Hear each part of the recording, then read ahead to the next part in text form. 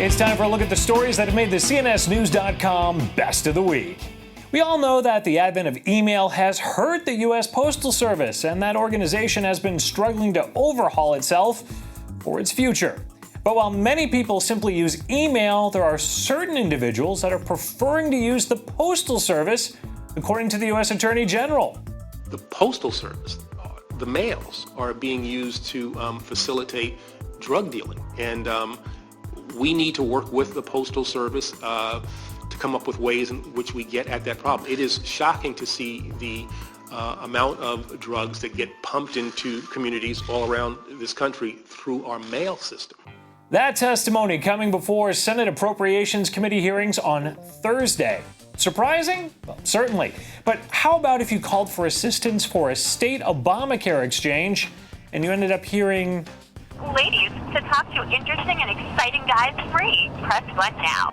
Oh, but they did. Some callers using California's Affordable Care Act Health Exchange website called for some assistance to sign up for health insurance and instead got an adult chat line.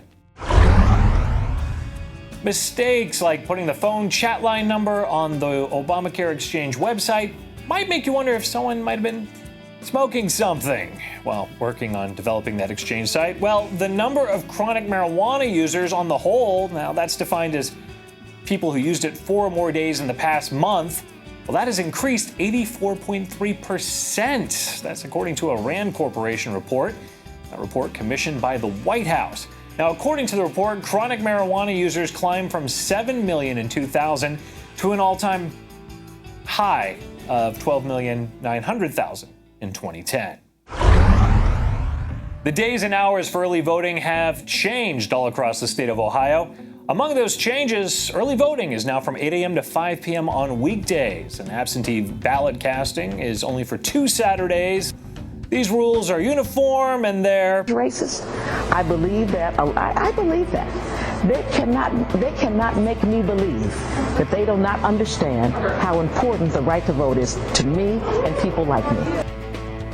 Representative Marcia Fudge expressing her thoughts on the changes to voting in Ohio.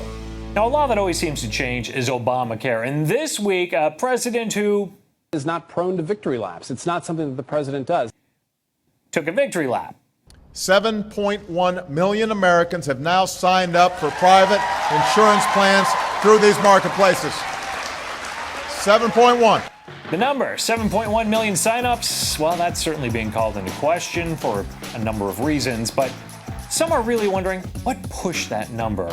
Was it Between the Ferns, the cat animation, Pajama Boy, or Joe Biden talking about moisturizer? I have to ask you, though, you have the most glowing, perfect skin of any person I've ever seen. I really want to know what moisturizer you use. You can check out these stories and more right here on CNSnews.com.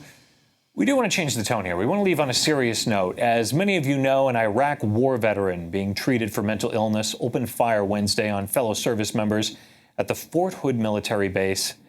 3 people were killed, 16 wounded, and eventually he committed suicide. Now, our thoughts here are with the families that were impacted by this tragedy. We do ask that your thoughts and prayers go out to them as well.